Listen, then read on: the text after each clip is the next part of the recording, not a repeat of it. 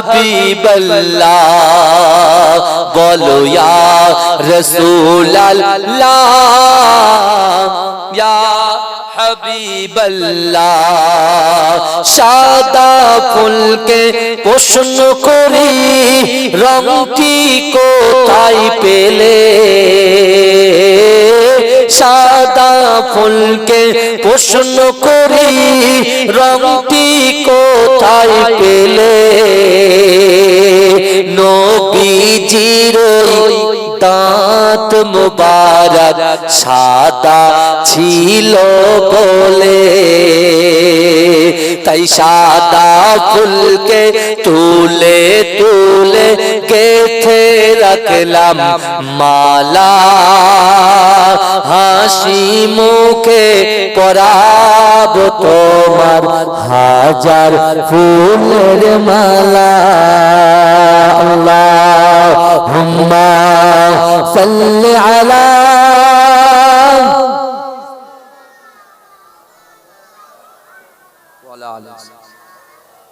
সাইয়্যিদিনা কালো ফুলকে প্রশ্ন করি রংটি কোথায় পেলে কালো ফুলকে প্রশ্ন করি রংটি কোথায় পেলে নবীজির কেশ মুবারক কালো ছিল বলে তাই কালো ফুলকে তুলে তুলে গেথে রাখলাম মালা হাসি মুখে পরাব তোমার হাজার ফুলের মালা আল্লাহুম্মা সাল্লি আলা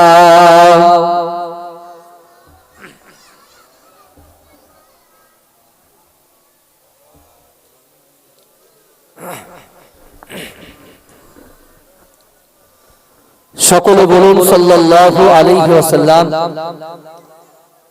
নাহমাদুহু ওয়া নুসাল্লি আলা রাসূলিল কারীম আম্মা বাদ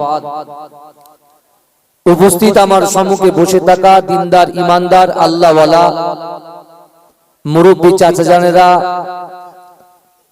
মুরব্বী বাপেরা আমার প্রাণ প্রিয় যুবক ভাইরা পদ্মার অঞ্চলে ধার্মিকা পর্দা নাশিনা আমার আম্মা জান ও বোনেরা মহাসম্মানিত এই গ্রামের যোগ্য ইমাম সাহেব মুয়াজ্জিন সাহেব কমিটি সাহেবান গণেরা আল্লাহ পাক রব্বুল আলামিনের দরবারে লাখো কোটি শুকরিয়া জ্ঞাপন করি যে আল্লাহ পাক রব্বুল আলামিন আজিকার দিনেতে আমাদের মতো গুনাহগার খাতাকার সিয়াকার নাচিস বান্দা বান্দিগুলোকে কোনো বাজে জায়গায় না বসিয়ে হসপিটালের বেডে না দিয়ে আল্লাহ পাক আমাদের মতো গুনাহগারকে এই জান্নাতের বাগানে কিছু সময় কোরআন হাদিস শ্রবণ করবার মতো তৌফিক এনায়েত করে দিয়েছেন সকলে উচ্চ আওয়াজে বলুন আলহামদুলিল্লাহ আল্লাহ পাক রব্বুল আলামিন আমাকে আপনাকে আমাদিগকে সুযোগ দিয়েছেন কি সুযোগ দিয়েছেন আল্লাহ আমাদেরকে এই দুনিয়ার জমিনে পাঠিয়েছেন ইবাদত বান্দেগী করার জন্য আল্লাহর প্রশংসা রাসূলুল্লাহর মহব্বত আল্লাহ পাক এই সুযোগটা আমাদেরকে দিয়েছেন কি দিয়ে আল্লাহ হায়াত দিয়ে দিয়েছেন আজকে বিশ্বাস করুন আমি আপনি আমরা যারা জান্নাতের বাগানের ভিতরে বসে আছি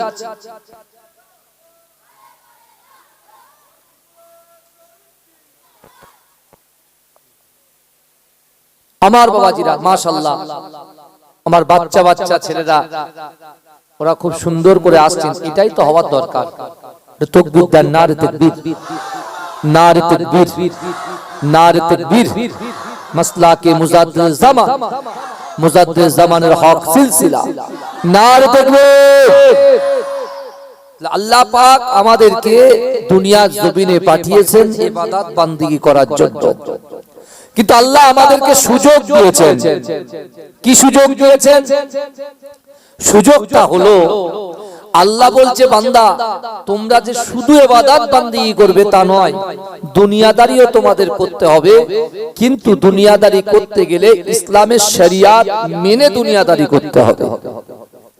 আর যদি ইসলামিক শরিয়াত মেনে আমরা দুনিয়াদারি করতে পারি, আল্লাহ বলছে বান্দা আমি তোমার উপরে খুশি হয়ে যাব, তুমি যে জিনিসটা ধরবে আমি আল্লাহ সেটা তোমার হাতে সোনা বানিয়ে দেবো। জোরে বলুন। কিন্তু আমার ভাইরা, আল্লাহ পাক রব্বুল আলামিন কোরআন পাকের মধ্যে পরিষ্কারভাবে বলছেন, বিসমিল্লাহির রহমানির রহিম, ওয়াসারিউ ইলা মাগফিরাতিম মির রাব্বিকুম ওয়া জান্নাতিন আরদুহাস সামাওয়াতু ওয়াল আরদ উইদ্দাত লিল মুত্তাকিন। আল্লাহ বলছে বান্দা ওয়াসারিউ, তোমরা অতি দ্রুত অগ্রসর হও আমি আল্লাহ আমার ক্ষমার দিকে। এখন কথা হলো, আমরা জানি হক দুটো, একটা হচ্ছে হুকুকুল্লাহ আল্লাহর হক, আর একটা হচ্ছে হুকুকুল ইবাদ বান্দার হক। আমার আল্লাহ পাক রব্বুল আলামিন তার বান্দাকে বলছে, বান্দা আমি তোমাদেরকে এত মোহাব্বত করি, এত ভালোবাসি, এত প্যার করি, বান্দা শোনো, তোমার ভাই হয়তো তোমার পাশে থাকতে পারে না, তোমার স্ত্রীও তোমার পাশে থাকতে পারে না, তোমার বন্ধুও তোমার পাশে থাকতে পারে না, তোমার গ্রামবাসী তোমার পাশে থাকতে পারে না, কিন্তু আমি আল্লাহ বলছি বান্দা বিসমিল্লাহির রহমানির রহিম, নাহনু আকরাবু ইলাইহি মিন হাবলিল ওয়ারিদ। এ বান্দা আমি আল্লাহ তোর ঘাড়ের শিরা উপশিরা থেকে অতি নিকটবর্তী, তোমাদের সাথেই থাকি। জোরে বলুন মাশাআল্লাহ। চিন্তা করে, সত্যি তাই। মাজমপুরে বাড়ি, হারোয়া পীর গোরাচাঁদ হুজুরের বাড়ির পাশে একটা ছেলের সাথে বন্ধু, অন্তরঙ্গ বন্ধু, মোবাইলে কথা হয়, সামনাসামনি দেখা হয়, কলেজে যায়, ইউনিভার্সিটিতে যায়, স্কুলে যায়, কিন্তু ওই পর্যন্ত যখন বাড়িতে চলে যায় আপনি এক জায়গায়, সে ছেলেটা আর এক জায়গায়। কথা ঠিক না? স্ত্রী কি সবসময় বাড়িতে থাকে? তার শ্বশুর তার বাপের বাড়িতে যায়, তাই না? তার বোনের বাড়িতে বেড়াতে যায়, কিন্তু আপনি থাকেন রাতে একা, সেও থাকে একা, আপনিও থাকেন একা।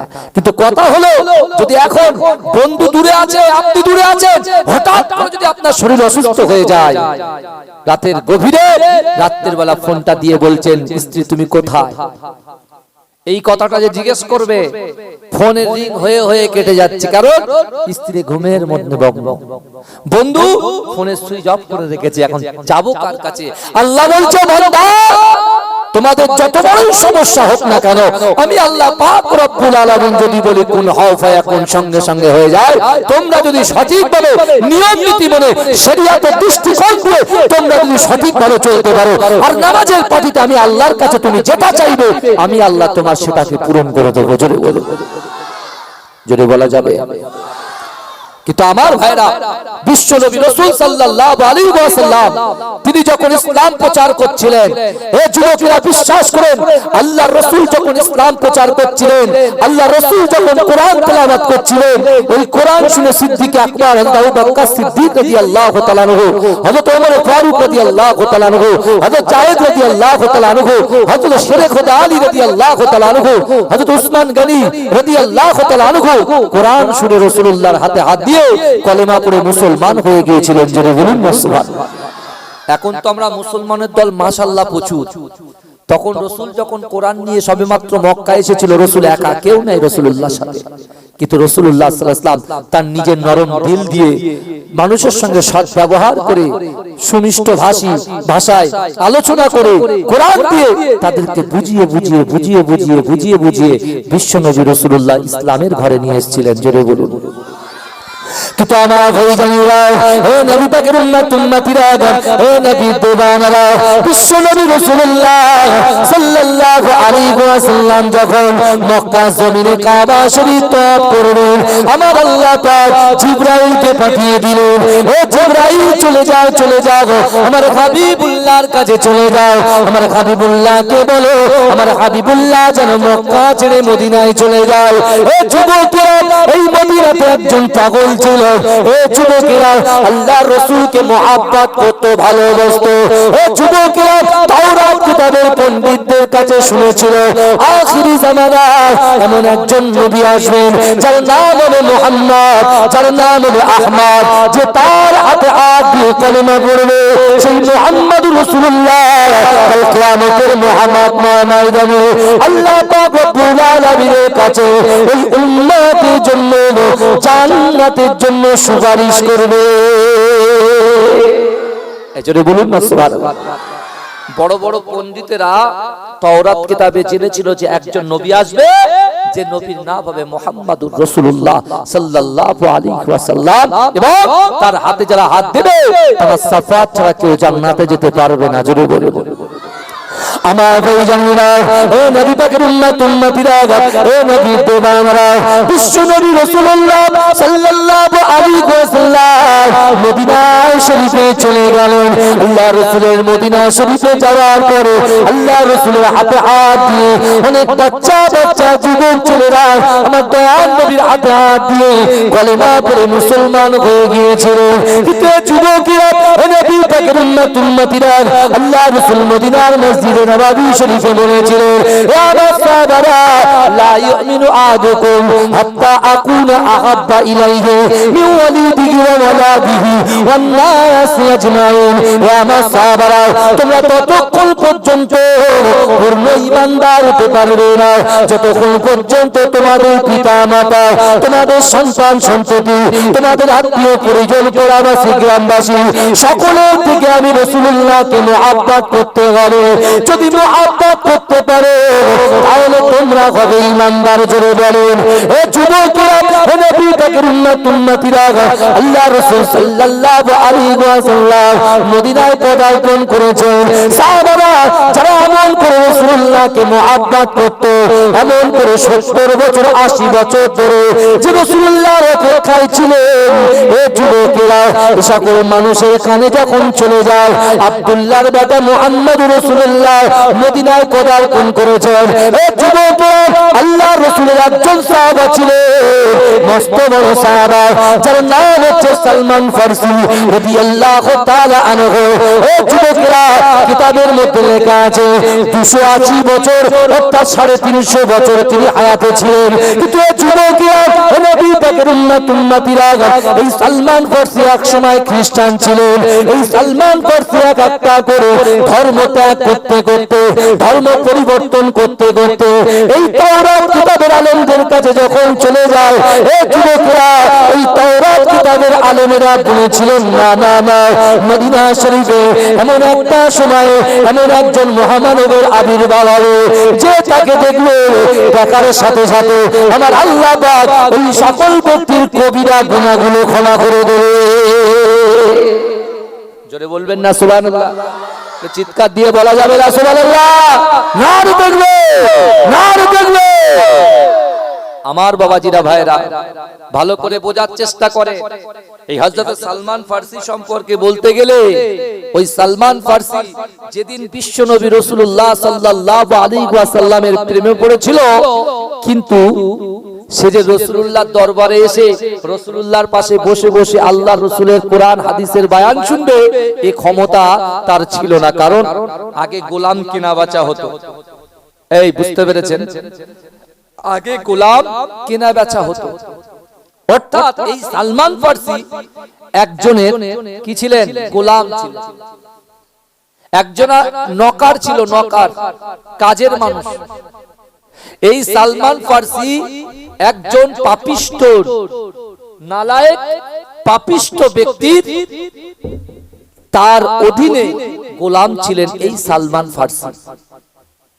তা সালমান ফারসি তিনি এমন করে মনে মনে চিন্তা করছেন যে আজকে এই গোলামের আমি সেই সন্ধ্যা থেকে নিয়ে একেবারে ফজর পর্যন্ত, ফজর থেকে নিয়ে রাত পর্যন্ত আমি দিন আনি দিন খাই, কোনোদিন খাওয়া হয় তো হয় না, কিন্তু এ আমাকে এত পরিশ্রম করায়, এত পরিশ্রম করায়, এর পারিশ্রমিকও ঠিকভাবে দেয় না।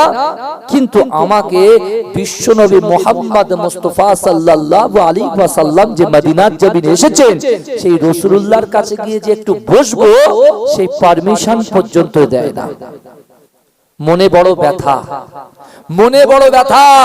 রাসূলুল্লাহ বলছেন, আমার রাসূলুল্লাহ বলছেন, এ আমার সাহাবারা, ইন্নামাল আমালু বিল খাওয়াতির, প্রত্যেকটা জিনিস নিয়তের উপরে নির্ভরশীল। জোরে বলুন। আজকে এই মাজমপুর গ্রামে যারা নিয়ত সঠিক রাখবেন, কুলসিত মুক্ত অন্তর নিয়ে যদি আপনি নিয়তটা সঠিক করতে পারেন আর শরিয়াত অনুযায়ী যদি চলতে পারেন, বিশ্বাস করুন আপনি যে কাজে হাত দেবেন সে কাজে আপনি সাকসেস পেয়ে যাবেন। জোরে বলেন। আর যদি শরিয়াত বিরোধী কর্ম হয় আর নিয়ত যদি আপনার ওরকম হয়, আজকে নিয়ত করছেন কালকে নিয়ত পাল্টে দিচ্ছেন, আবার আজকে নিয়ত করছেন কালকে নিয়ত পাল্টে দিচ্ছেন, আপনি কিন্তু আপনার সেই অ্যাম্বিশন, সেই উচ্চ আকাঙ্ক্ষায় আপনি পৌঁছাতে পারবেন না, কোশ্চিন কালে পারবেন না। যেকোনো একটা সমস্যা আপনার পিছনে তাড়া দেবে।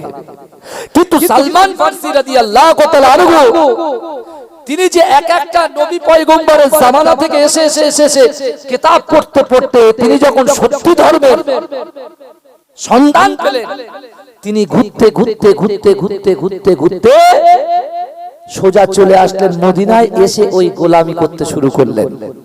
কিন্তু আল্লাহর রাসূলের হাতে হাত দিয়ে আল্লাহর রাসূলের মহব্বতের যুবক সাহাবা হযরত সালাবা রাদিয়াল্লাহু তাআলা আনহু মাত্র 16 বছর বয়সে রাসূলুল্লাহর হাতে হাত দিয়ে কলেমা পড়ে মুসলমান হয়েছিলেন। জোরে বলেন। আর ওই সালাবা রাসূলুল্লাহর সবথেকে কাছে, সবথেকে রাসূলুল্লাহর যত ফরমাজ রাসূল যেটা হুকুম করতেন সব সাহাবাকে হুকুম করতেন। জোরে বলুন। কিন্তু সালমান ফারসি রাদিয়াল্লাহু তাআলা আনহু তখন বয়স 119 বছর। সেই সময় বয়স কত? 119 বছর। কিন্তু আমার ভাইরা ও দিল থেকে রাসূলুল্লাহকে মহব্বত করে। কিন্তু আপনি বলেন তো, আপনার বাড়ির যখন কাজের মেয়েটা কাজ করে, পাশের বাড়ির লোকরা যদি ডাকে সে যায়, কখনো যেতে পারে? যেতে পারে না। তখন বলছে না, আমার মালিককে বলতে হবে, আমার মালিক যদি হুকুম দেয় তাহলে আমি যাব, নালে যাব না। কিন্তু আমার ভাইজানেরা, ও নবী পাকের উম্মতিরা, ও নবীর দিওয়ানারা, যারা আল্লাহ ওয়ালা হয়ে যাবে, যারা রাসূলুল্লাহকে মহব্বত করবে, আমার রাসূলুল্লাহকে জীবনের থেকে বেশি ভালোবাসবে, আমার রাসূলুল্লাহর সামনে যদি কেউ কুরুচুকার মন্তব্য করে, এই বান্দা ওই রাসূলুল্লাহর উম্মত কখনো চুপ করে বসে থাকতে পারে না। ও যুবকেরা, ও নবী পাকের উম্মতিরা, সালমান ফারসি এমন করে সেই গোলাম যার কাছে, যে মালিকের কাছে কাজ করতেন, সেই মালিকের বড় বড় খেজুরের বাগান ছিল। ও যুবকেরা, সকালবেলা চলে যেত খেজুরের বাগানে, তিনি কাজ করে যখন খাবার সময় হয়, এই মালিক তাকে খাবার না দিয়ে এই মালিকটা সালমান ফারসিকে বসিয়ে রেখে আমার বিশ্ব নবী রাসূলুল্লাহ সাল্লাল্লাহু আলাইহি ওয়াসাল্লামের শানে কুরুচিকর মন্তব্য করতেন, বাজে বাজে কটূক্তি করতেন। ও যুবকেরা, নবী পাকের উম্মতিরা, যে সালমান ফারসির বয়স হচ্ছে 119 বছর, হাত্তা কাট্টা লম্বা চওড়া সাহাবা, ও যুবকেরা, ওই সালমান ফারসি সহ্য করে, কিন্তু তার দিলের ভিতরে আঘাত লাগে। রাত্রির বেলা যখন ঘুমাতে যায়, মনে মনে চিন্তা করে, না না না, আমি সালমান ফারসি তো রাসূলুল্লাহর গোলাম হয়ে গেছি, হয়তো কাগজ কলমের গোলাম আছি, কিন্তু আমার মনটা পড়ে আছে বিশ্ব নবীর মুস্তাফার কাছে। জোরে বলবেন না? বলে আমি এর কাছে তো এমনি কাগজে কলমে পড়ে আছি, কিন্তু আমার মনটা আছে মুস্তাফার কাছে। জোরে বলুন না সুবহানাল্লাহ। এই যুবকেরা, বিশ্বাস করেন, আজকে দেখতে পাচ্ছেন বর্তমান সময়ে বিশেষ করে আমাদের রাষ্ট্রে যিনি ক্ষমতা আছেন মোদি বাবু, তিনি ইসলামিক অর্থাৎ মুসলমানদের সংবিধানকে চেঞ্জ করার জন্য একটা ওয়াকফের কালা কানুন পাস করার চক্রান্ত করছে। কিন্তু আজকে দেখুন, যারা রাসূলুল্লাহর সত্যিকারের উম্মত, যাদের কলিজার ভিতরে রাসূলুল্লাহর দরদ আছে, রাসূলুল্লাহর ভালোবাসা আছে, মহব্বত আছে, যারা তাদের বাচ্চা কাচ্চা ছেড়ে যখনই যে সংগঠন ডাকছে, এরা সব তাকে ছাড়া দিয়ে সে জায়গায় পৌঁছে যাচ্ছে। জোরে বলে। কিসের জন্য যাচ্ছে? নিজের ইচ্ছার জন্য যাচ্ছে। ভাইজান দেখেন, আমরা একটা জিনিস বিশ্বাস আপনার করতেই হবে, আমাকে আপনাকে আমাদিগকে বিশ্বাস করতেই হবে। কি বিশ্বাস? যে আমাদের অন্তরের ভিতরে যে নিয়ত আমরা করেছি, এই নিয়তটা কিন্তু আমার আল্লাহ জানে। শুনছেন? এ নিয়তটা আল্লাহ জানে। এখন যদি কেউ লোক দেখানো নিয়ত করে, ওর সাজা দুনিয়াতে না হলেও আখিরাতে কিন্তু তার হবেই হবে। ওই জন্য আপনারা চিন্তা করবেন না, যখন যে ডাকবে তখন তার ডাকে সাড়া দেবেন। বোঝা গেল কি বলছি?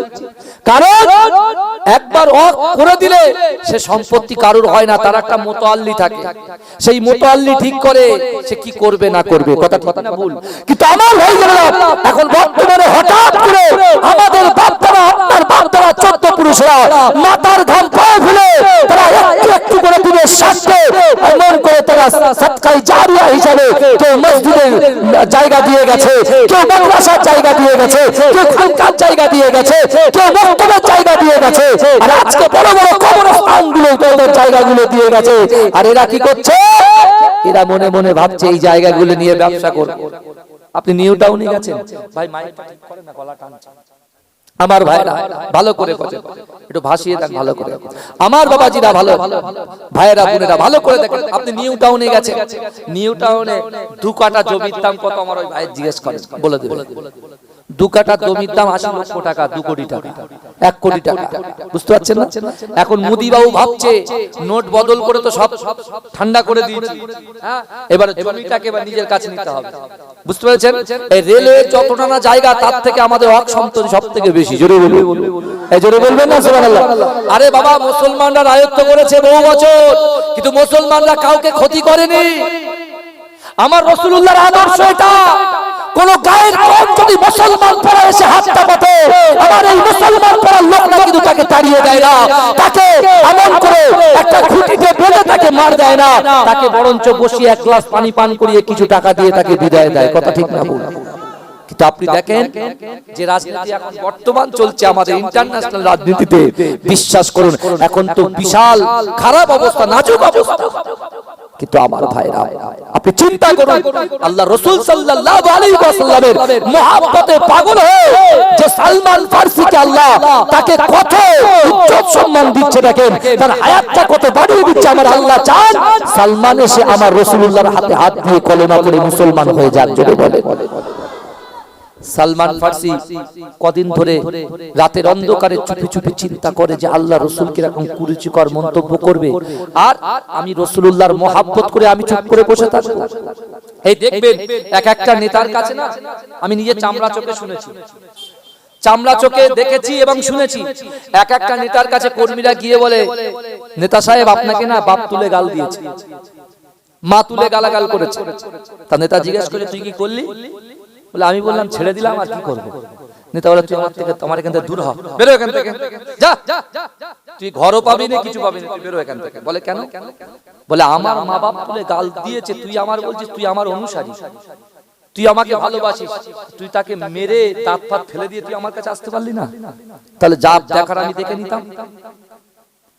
নেতার কথা বলছি, হ্যাঁ এরকম আছে না বাবাজি? হ্যাঁ, কিন্তু হযরত সালমান ফারসি রাদিয়াল্লাহু তাআলা আনহু এমন একটা নেতার, তার কলিজা, তার জান, তার সবকিছু রাসূলুল্লাহর কদমে বিলিয়ে দিয়েছে, কিন্তু রাসূলুল্লাহর সঙ্গে তারও কিন্তু ফেস টু ফেস সাক্ষাৎ হয়নি। রাসূলুল্লাহর হাতে হাত দিয়ে তখনও কলেমা পড়েনি, কিন্তু তার দিলটা হয়তো কাগজে কলমে তার সাথে, কিন্তু রাসূলুল্লাহকে সে মহব্বত করেছে। জোরে বলে আমার ভাইজানেরা, ও নবী পাকের উম্মত উম্মতিরা, ও নবী দেওয়ানারা, এই সালমান ফারসি সকালবেলা বেরিয়ে যায়, সারাদিন ওই কাফেরের বাগানে এমন করে কাজ করতে করতে, পরিশ্রম করতে করতে, রাতের বেলা যখন সে বাড়িতে চলে আসে, এই যুবকেরা ওই দিন সকালবেলা তার মালিক গিয়ে তার সামনে বসে আমার রাসূলুল্লাহর সামনে বিয়াদবি শুরু করে দিলেন। এই যুবকেরা, এ নবী পাকের উম্মত উম্মতিরা, আল্লাহর রাসূলের সামনে যখন কটূক্তি করে, আল্লাহর রাসূলের সামনে যখন গালাগাল করে, ওই সালমান ফারসি সহ্য করতে পারলেন না। আল্লাহর রাসূলের মহব্বতে যে সালমানের বয়স 119 বছর, তার হাতটা কত বড় চিন্তা করে, তার বডিটা কত বড় চিন্তা করেন।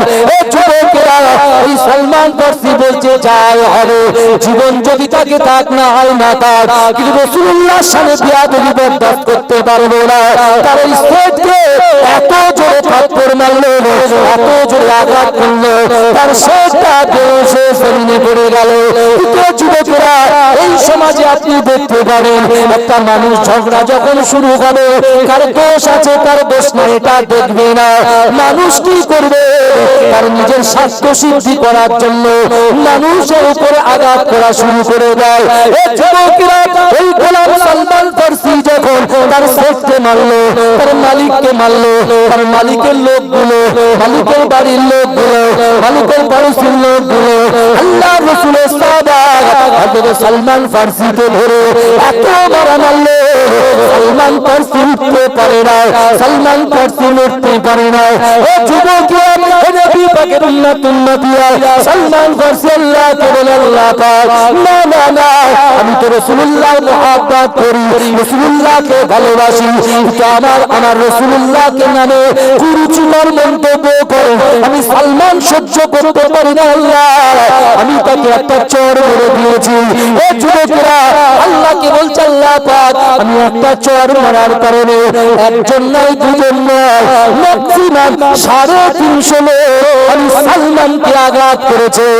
রব্বুল আলামিন আল্লাহ, আমি সালমান আপনার কাছে আঘাত করলাম 350 কেন 550 লোক যদি আমাকে আঘাত করে, আগামী কাল যদি আমার মালিক আমার রাসূলুল্লাহর সামনে বিয়াদবি করে, আমি সালমান ছেড়ে কথা বলবো না। জোরে বলবেন না সুবহানাল্লাহ, নারে তাকবীর। চিন্তা করে, আর আমরা আপাশে মীমাংসা, ঘরের ভিতরে ঢুকলাম, পুরো মাঠ গরম করে দিয়ে 4-5টা প্রতিনিধি পাঠালাম, যা ঘরের ভিতরে ঢুকলো, প্যাকিং হয়ে চলে আসলো, বললো যাও তোমরা সব ঠিক আছে, সব চলছে, হয়ে গেল। এই বিচার কিন্তু আল্লাহর দরবারে হবে কি হবে না, কথা বলে, এই বিচার হবে, চূড়ান্ত বিচার হবে, কাল কিয়ামতের মাঠে আল্লাহর হাতে তরাজু থাকবে, মিজানের পাল্লা থাকবে, আল্লাহ প্রশ্ন কোশ্চেন করবে। এই যুবক বিশ্বাস করে, আজকে হয়তো আমরা পাবো, আজকে হয়তো আমাদের অর্থ নাই, সম্পদ নাই, ইজ্জত নাই, সম্মান নাই, ঠিকঠাক ভাবে মানুষকে আমরা পরিকাঠামো দিতে পারি না, কিন্তু একদিন তুমি সবর করো, ধৈর্য ধরো, তোমার চোখের সামনেই কিন্তু এই জিনিসগুলো ঘটবে, সব দেখবো আমরা বসে বসে। বলুন না ইনশাআল্লাহ। আমি চিল্লাচ্ছি, আমার গলা বসে যেতে পারে, কুছ পরোয়া নেই। কালকে জলসা আছে, পরশুদিন জলসা আছে, সেই রোজার আগ পর্যন্ত জলসা আছে, হয় হবে না হয় না হবে, কোনো পরোয়া নেই। কিন্তু ভাই, বিচার কিন্তু হবে, সঠিক বিচার হবে, আল্লাহ করবে। আল্লাহ সর্বপ্রথম জিজ্ঞাসা করবে, বান্দা তুই যে 90 বছর 80 বছর হায়াত পেয়েছিস, তুই কি করেছিস বল। সালমান ফারসি হুজুরকে যদি আল্লাহ জিজ্ঞাসা করে, তুই তো 350 বছর হায়াত পেলি, তুই কি করে এসেছিস, সালমান ফারসি বলবে, আল্লাহ রাসূলুল্লাহর বিরোধিতা করেছে, গিয়ে শুধু চাপড়ে সোজা করে দিয়েছি। জোরে বলবে, হ্যাঁ। আর আমরা সব ঘরের ভিতরে বসে বসে বসে বসে শুধু ফোন দেখছি, ফেসবুক দেখছি, হোয়াটসঅ্যাপে গল্প করছি, ভিডিও কলে গল্প করছি, হ্যাঁ, পাড়ায় বসে আড্ডা মারছি। বছরে একটা দিন এসে বসবো, বলছে বক্তার গলা ভালো নয়, জলসা করতে পারছে না, উঠে পালা। হয়ে গেল, জলসা শোনা হয়ে গেল, 500 টাকা দিলেই কি হয়ে গেল, সব সব মাপ। অত সহজ নয়। আল্লাহ বলছেন, বান্দা হাসিবান নাস ওয়া ইতরাকু আইয়াকুলু আমান্না ওয়া হুম লা ইফতানুন। এই আয়াতগুলো ভালো করে শুনবেন, এই কোরআনের আয়াতগুলো বেশি প্রচার করতে হবে আমাদের। আপনারা শুনে মুখস্থ করেন, আপনারা প্রচার করেন। আল্লাহ বলছে, বান্দা তোমরা যারা ঈমান এনেছো, তোমরা কি মনে করো আমি আল্লাহ তোমাদেরকে ছেড়ে দেব? তোমরা একটু ইচ্ছা করছো, নিয়ত পরিবর্তন করছো, আবার নিয়ত করছো, আবার পরিবর্তন করছো। আজকে জুম্মার নামাজ পড়ছো, আবার পড়ছো না, তওবা করছো, আবার তওবাটাকে কেটে দিয়ে আবার তুমি নানান রকম ভাবে বাজে কাজে লিপ্ত হচ্ছো। তুমি কি মনে করো আমি আল্লাহ ছেড়ে দেব? অহম লা ইফতানুন, আমি আল্লাহ পরীক্ষা করব না। আল্লাহ যখন পরীক্ষা করবে, পরীক্ষায় সাকসেস হলে তো রাসূলুল্লাহর সাথে জান্নাতে যাব ইনশাআল্লাহ। আমার ভাইজানেরা, ও নবী পাকের উম্মতিরা, ও নবীর দেওয়ানারা, বিশ্ব নবী রাসূলুল্লাহ সাল্লাল্লাহু আলাইহি ওয়াসাল্লাম এই কথাগুলো একজন সাহাবার কাছ থেকে শুনলেন যে না না না, এমন করে একজন ব্যক্তি আছে যার নাম হচ্ছে সালমান, সে এমন করে আপনাকে মুহাব্বত করে, ভালোবাসে, প্যার করে। ইয়া রাসূলুল্লাহ, হাবিবাল্লাহ, সে এমন একজনের গোলাম, যে গোলামটা আপনার শত্রু, যে গোলামটা আপনার নামে কুরুচিকর মন্তব্য করে, যে গোলামটা আপনাকে খারাপের জন্য সব সময় চিন্তা করে।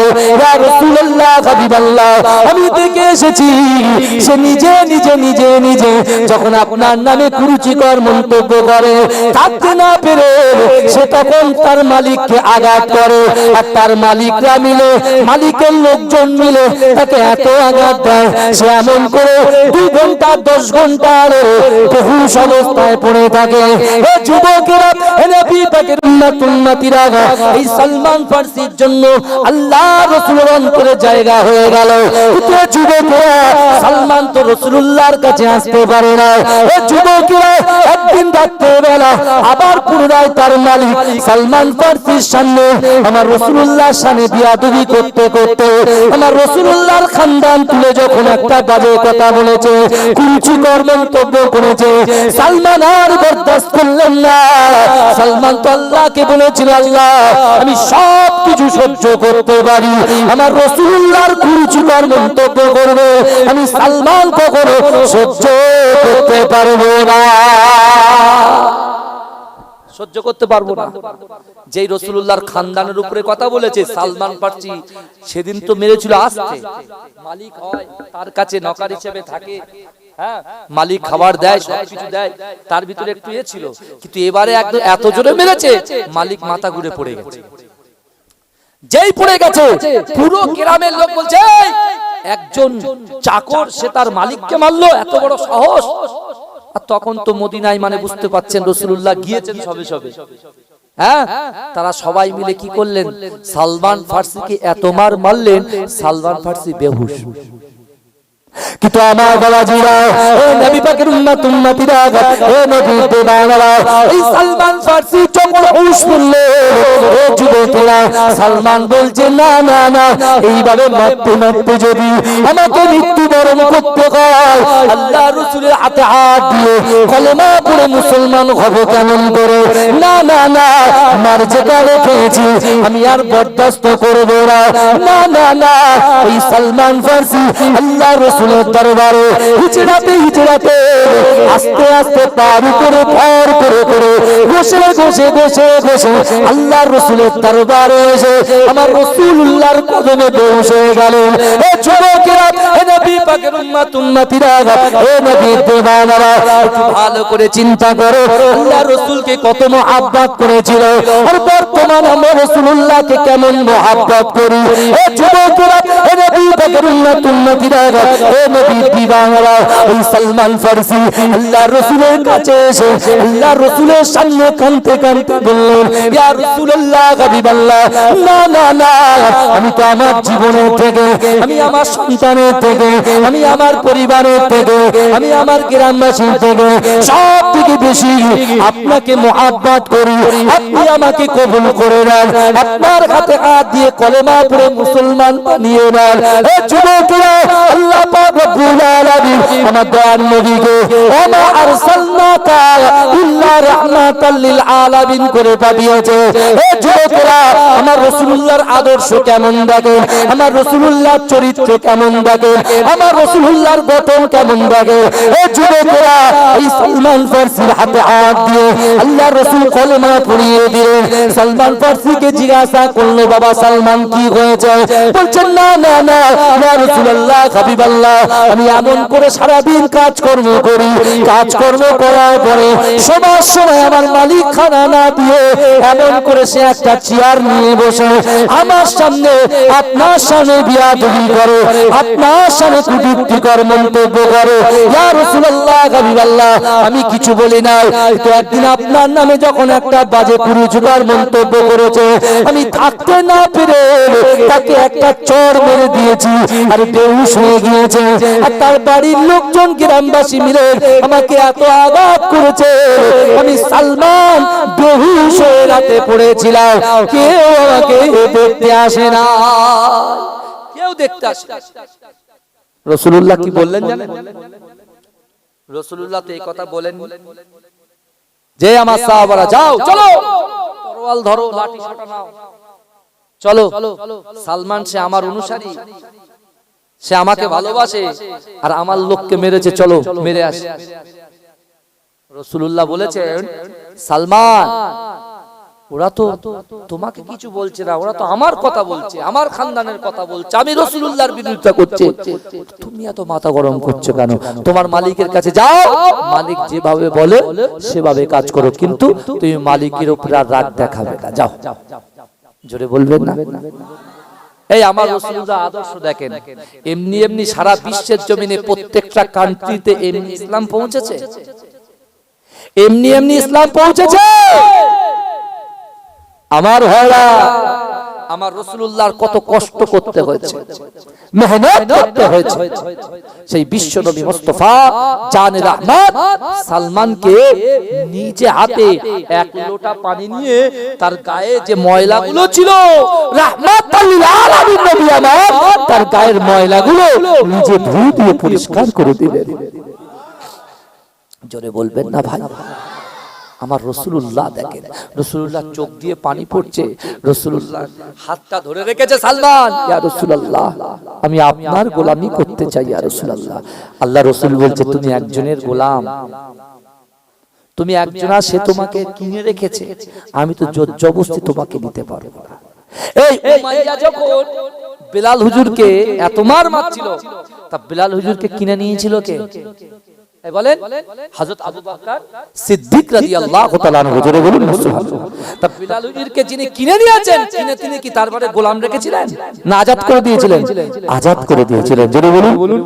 কিন্তু আমার ভালো করে বোঝার চেষ্টা করেন, বিশ্বনবী সালমানকে বলেছে, সালমান যাও, ইন্নাল্লাহা মা'আস সাবিরিন, তুমি ধৈর্য ধারণ করো, সবর করো, আল্লাহ তোমার মনের আশাকে পূরণ করবে। জোরে বলেন। আমরা মনের আশা করি না ভাই? এই কথা বলেন না, মনের আশা করি না? আমরা মনের আশা করি। দরুদ শরীফ আল্লাহুম্মা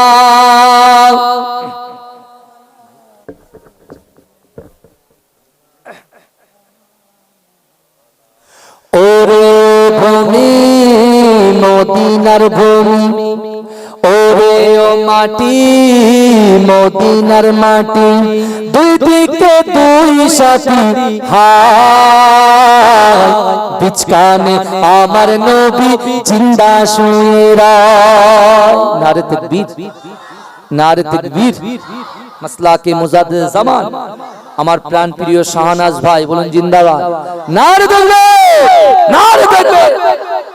আমার ভাইরা চিন্তা করে বিশ্বনবী রাসূলুল্লাহ সালমান ফার্সিকে বললেন, বাবা সালমান, সে আমার নামে যা বলে বলুক, তুমি মাথা গরম করবে না, তুমি সবর করো, আল্লাহ তোমার নিয়তকে পূরণ করবে। জোরে বলুন, এই জোরে হবে ভাইজান। আল্লাহ রাসূলের দরবার থেকে সালমান ফার্সি চলে গেলেন কোথায়? এই কথা বলেন। সালমান ফার্সি চলে গেলেন সোজা তার সেটের বাড়ি, তার মালিকের বাড়ি, ঠিক আছে? আর মালিকের যেহেতু চড় মেরেছে সালমান, মালিক তো এবার আরো বদমাইশি শুরু করছে। আগে একরকম ছিল, এখন আর এক রকম হয়ে গেছে। এখন পদে পদে তার খানা থেকে শুরু করে তার সবার জায়গা থেকে শুরু করে নানান জায়গায় তাকলিফ দিচ্ছে, কষ্ট দিচ্ছে। আল্লাহ রাসূল কি বলেছেন? সবর করো। ভাই অনেক সময় দেখবেন হালাল রুজি ইনকাম করার জন্য যেসব ভাইরা ছোটে, দেখবেন একদিন ইনকামটা অফ হয়ে থাকে, হ্যাঁ, মনে কষ্ট নেন, তাই না? আল্লাহ বলছে, ও বান্দা তুমি সবর করো, তোমার আজকে 1 টাকা হালাল জিনিসের সমস্যা হচ্ছে, আগামী দিনে একটা আমি 10 করে দেবো। জোরে বলে এই জোরে বলবেন না সুবহানাল্লাহ। এখন দুনিয়াতে অনেক কিছু তামাশা দেখবেন, কিন্তু আমার ভাইরা ভালো করে বোঝার চেষ্টা করেন, এই কলিজার ভিতরে, এই কলবের ভিতরে আল্লাহর ভয়, রাসূলুল্লাহর মুহাব্বত আর নামাজের পাটিটার উপরে বসে আল্লাহর কাছে আপনার কষ্টের কথা, মনের কথা, অন্তরের কথা যদি আপনি বলতে পারেন না, আল্লাহ আপনার কষ্ট নিবারণ করে দেবে। জোরে বলো, জোরে বলবেন না? তা আল্লাহর রাসূলের সাহাবারা যখন এই সব কোরআনের আয়াতগুলো শুনতেন, ওয়াসারিউ ইলা মাগফিরাতিম মির রাব্বিকুম, তখন তারা তাদের সন্তান সন্ততি, তাদের বাচ্চা কাচ্চা সব ভুলে গিয়ে ইসলামের রাস্তায় অর্থাৎ জিহাদের রাস্তায় পাড়ি দিত। জোরে বলবে আমার ভাইজানেরা, ও নবী পাকের উম্মতিরা, ও নবী দেওয়ানেরা, বিশ্ব নবী রাসূলুল্লাহ সাল্লাল্লাহু আলাইহি ওয়াসাল্লাম মসজিদে নববী শরীফে আল্লাহর রাসূলের সাহাবা হযরত বিলাল রাদিয়াল্লাহু তাআলা আনহু তিনি যখন আযান শুরু করলেন, ও যুবকেরা, এই বিলালের আযান শুনে হযরত সালমান ফারসির মনটা ছটফট ছটফট করত, কিন্তু না না না, কাগজে কলমে সে একজন ইহুদির গোলাম, তার জন্য সে রাসূলুল্লাহর দরবারে এসে মদিনার মসজিদে নববী শরীফে এসে নামাজ আদায় করতে পারেন না। কিন্তু না না না, ও যুবকেরা, এই সালমান ফারসি রাদিয়াল্লাহু তাআলা আনহু গোপনে গোপনে তিনি নামাজ আদায় করতেন। একদিন সকালবেলা তিনি যখন আবার কাজে কর্মে বেরিয়ে গেলেন, তার মালিকের এমন করে তার মালিকের খেজুরের বাগানে যখন তিনি চলে গেলেন, ও যুবকেরা, সারাদিন পরিশ্রম করেছে, রাতের বেলা একটু নামাজের পাটিতে বসে আল্লাহ আল্লাহ আল্লাহ আল্লাহ জিকির করবে, আল্লাহ তাকে স্মরণ করবে, সেই মৌকা তাকে দেওয়া হয় না। ও যুবকেরা, তার মালিক তাকে ডেকেছে, তার মালিক তাকে ডেকে আল্লাহর রাসূলের শানে আবার বিয়াদবি শুরু করেছে, আবার কটু কথা বলা শুরু করে দিয়েছে। ও যুবকেরা, ও নবী পাকের উম্মতিরা, সালমান ফারসি আর সহ্য করতে পারলেন না, যে না না না, আমি তো মুহাম্মদুর রাসূলুল্লাহ সাল্লাল্লাহু আলাইহি ওয়াসাল্লামের হাতে হাত দিয়ে কলেমা পড়ে নিয়েছি, জীবন যাই যাক আমার আশা আল্লাহ পূরণ করে দিয়েছে, আমি মালিককে ছাড়তে নারাজ, ছাড়ব না। ও যুবকেরা, আবার একটা জোরে তার কষিয়ে দিয়েছে, মালিক এমন করে পৌঁছে পড়ে গেছে, সকল লোকজন ধরে তাকে এত মার মেরেছে, এত মার মেরেছে, সালমান ফারসি দুবার মার খেয়েছে, তার থেকে আরো বেশি তাকে আঘাত করা হয়েছে। ও যুবকেরা, এই সালমান ফারসি কে এমন করে ইহুদিরা মনে করে মারা গিয়েছে, কিন্তু না না না, সালমান ফারসি আবার পায়ে বসে বসে আল্লাহর রাসূলের দরবারে গিয়ে বলছে, ইয়া রাসূলুল্লাহ, ইয়া হাবিবাল্লাহ, হুজুর, এরকম মার আমি সারা জীবন খেতে পারি, কিন্তু আপনার শানে বিয়াদবি করবে আমি সালমান ফারসি কখনো সহ্য করতে পারবো না। ওরা যদি আমাকে কেটে দাকা দাকা করে দাও তাও আমার শান্তি, কিন্তু আপনার নামে কুরুচিকর মন্তব্য করবে, এ আমি সহ্য করব না। জোরে বলবেন না? আমার ভাইজানেরা, ও নবী পাকের উম্মতিরা, ও নবী দিওয়ানারা, বিশ্ব নবী রাসূলুল্লাহ সাল্লাল্লাহু আলাইহি ওয়াসাল্লাম সালমান ফারসিকে তার গা দিয়ে রক্ত ঝরঝর করে ঝরে ঝরে পড়ে। ও যুবকেরা, আল্লাহর রাসূল নিজের একটা চাদর মোবারক দিয়ে সালমান ফারসির গায়ের রক্তগুলো, সালমান ফারসির গায়ে যে ময়লাগুলো লেগেছিল, আমার রাসূলুল্লাহ আস্তে আস্তে পরিষ্কার করে দাও।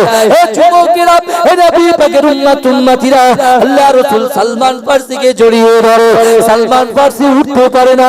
ও যুবকেরা, আল্লাহর রাসূল সালমানকে বলছো, সালমান যাও যাও, তুমি আর চিন্তা করো না, তুমি খুশি হয়ে যাও, আমি রাসূলুল্লাহ আমার বাড়ির একজন সদস্য তোমাকে বানিয়ে নিলাম। ও যুবকেরা, আল্লাহর রাসূল বললেন, হে সালমান, আমি তোমার কষ্ট সহ্য করতে পারি না, তুমি আমার কষ্ট সহ্য করতে পারো না, না না না, ও সালমান তুমি চলে যাও, তোমার মালিকের বলো, তোমার মালিককে কত টাকা দিলে তোমাকে সে আজাদ করবে। ও যুবকেরা, তৎকালীন বেদুইনরা তৎকালীন এমন করে কাফের মুশরিকরা জানতেন যে আল্লাহর নবী মুহাম্মদ মুস্তাফা যদি মাটিতে হাত দেয়, ওই মাটিকে আল্লাহ সোনা করে দেয়। জোরে বলুন। ও যুবকেরা, সে যখন কোনো মানুষের কাছে ওয়াদা করে, সে ওয়াদা কখনো খেলাফ করে না। ওই সময় সালমান ফারসি যখন এত দুর্বল পাগল হয়ে গিয়েছিল মারকে। আল্লাহর রাসূলের এই কথা শুনে সালমান ফারসি ছুটতে লেগেছে। হে যুবকেরা, হে নবী পাকের উম্মতিরা ছুটে ছুটে ছুটে ছুটে তার মালিককে গিয়ে বলছে, এই মালিক তুই বল আমাকে কত টাকায় তুই আজাদ করবি? মালিক বলছে, তুই গরিব মানুষ, তুই আমার দরবার থেকে দূর হয়ে যা। বলছে, তুই গরিব মানুষ, আমার কাছে কাজ করিস, আর তুই বলছিস, তুমি বলছো যে আমাকে আজাদ করলে তোমার কত টাকা লাগবে, তুই টাকা দিতে পারবি?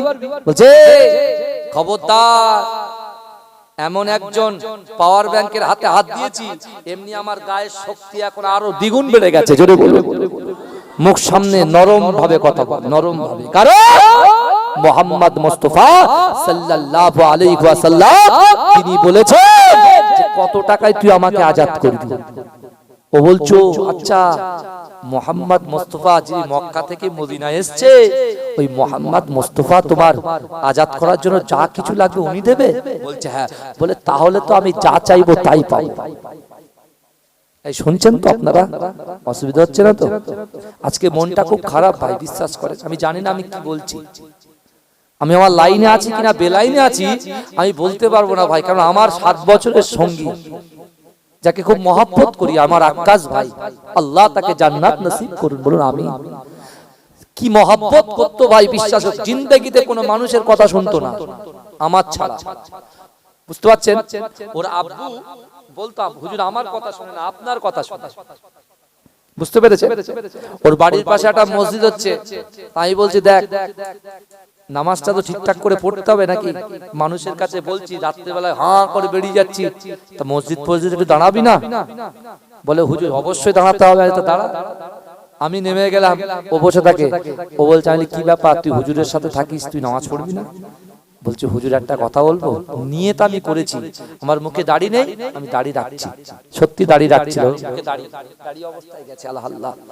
এবং নামাজটার মসজিদে, প্রত্যেকদিন একটা মসজিদ হচ্ছে আমাদের খড়িবাড়িতে, খড়িবাড়িতে একটা মসজিদ হচ্ছে বিশাল বড়।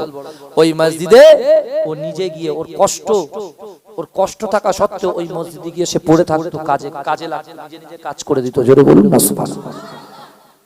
বুঝতে পেরেছেন?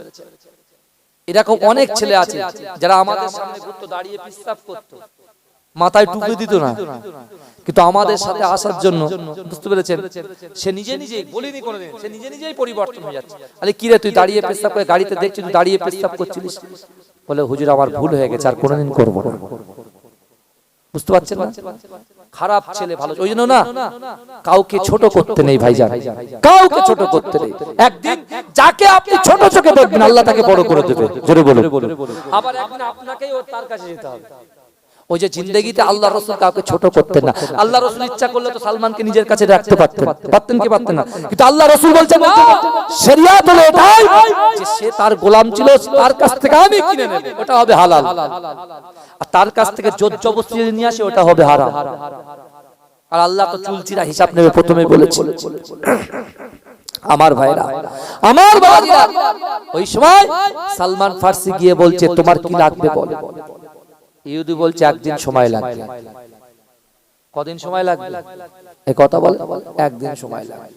আমার ভাইজানেরা, ও নবী পাকের উম্মতিরা, ওই ইহুদি মালিকটা কি করেছে? ছুটে ছুটে তার বাড়িতে গিয়ে তার বিবির সঙ্গে আলোচনা করতে লেগেছে।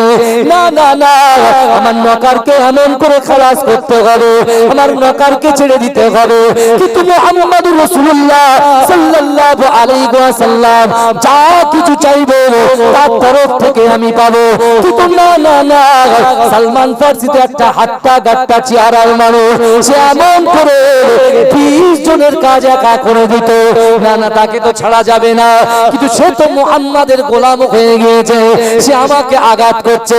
কিন্তু না না না, বড় কিছুর বিনিময়ে আমি সালমানকে আজাদ করে দেব, এমন করে চিন্তা ভাবনা ভাবনা করে বলছে তার একটা বিশাল বড় একর জমিন ছিল। ও যুবকেরা, সালমান ফার্সি পরের দিন যখন গেছে, এই সালমান ফার্সিকে বলছে, ও সালমান তুমি দেখতে পাচ্ছ এটা কি? বলছে হ্যাঁ, এটা আপনার সব থেকে বড় বাগান। বলছে এই বাগানের ভিতরে আমার 300 খেজুর গাছ লাগবে, আর এই 300 খেজুর গাছটা 3 দিন 3 রাতে হতে হবে। আর এই খেজুরটা যেন মক্কার জমিনে, মদিনার জমিনে এরকম খেজুর যেন পৃথিবীতে না আসে। এ যুবকেরা, এ নবী পাকের উম্মতিরা, এই কথা শুনে আল্লাহ রাসূলের সাহাবা হযরত সালমান ফারসি রাদিয়াল্লাহু তাআলা আনহু কাঁদতে কাঁদতে কাঁদতে কাঁদতে মদিনার মসজিদে নববী শরীফে আল্লাহ রাসূলের সামনে হাজির হয়ে যায়। এ যুবকেরা, আল্লাহ রাসূল বলে, বাবা সালমান তুমি এমন করে কাঁদছো কেন বাবা? সালমান বলছে, ইয়া রাসূলুল্লাহ, আর হয়তো জিন্দেগিতে আপনার গোলামি করাটা সম্ভব হবে না, আপনার আমার জিন্দেগিতে আপনার গোলামি করাটা সম্ভব হবে না। আল্লাহ রাসূল বলছে, সালমান কেন? বলছে, ইয়া রাসূলুল্লাহ, জিন্দেগিতে এটা অসম্ভব। তার একবার জমির ভিতরে এমন করে একটা বিশাল বড় জমিন আছে, সেই জমিনের ভিতরে 300 খেজুর গাছ লাগাতে হবে, 3 দিন 3 রাতের মধ্যে লাগাতে হবে, এবং ওই খেজুর গাছের খেজুর যেন 3 দিনের মধ্যে পেকে যায়, আর এই খেজুর যেন এমন করে মদিনার জমিনে কোনো জায়গায় না হয়। এ যুবকেরা, এ নবী পাকের উম্মতিরা, ওই সময় সালমান ফারসি কাঁদতে শুরু করেছে, ইয়া রাসূলুল্লাহ, হাবিবাল্লাহ, আমি আমার জীবনের থেকে আপনাকে মহব্বত করি, ভালোবাসি, এই কাজগুলো তো অসম্ভব হবে না। আল্লাহ রাসূল বলেছিল, ও আমার সালমান, তুমি চলে যাও, চলে যাও। আমার আল্লাহ বলে, বান্দা, মান কানা লিল্লাহি কানা আল্লাহু লাহু, যে ব্যক্তি আমার হয়ে যায় আমি আল্লাহ তার হয়ে যায়। আমি আল্লাহর কাছে যে আমার কাজগুলো করে, আমি আল্লাহ তার কাজকে সুসম্পন্ন করে দিই। জোরে হবে, চিৎকার দিয়ে হবে সুবহানাল্লাহ, নারে তাকবীর। আল্লাহ রাসূল বলছেন, ঘাবড়াচ্ছিস কেন? যা, তোর মালিকের কাছে চলে যা। এই পরে যে আমার বাবা যেটা ভালো করে শুনো, আল্লাহ রাসূল বলছে, যাও। কার কাছে যাবে? তোমার মালিকের কাছে চলে যাও, গিয়ে বলবো, গিয়ে বলো ওটাও হয়ে যাবে, মোহাম্মদ হ্যাঁ বলে দিয়েছে। জোরে জোরে বলবেন না? আমার রাসূল যেটা হ্যাঁ বলে সেটা হালাল হয়ে যায়। জোরে বলে।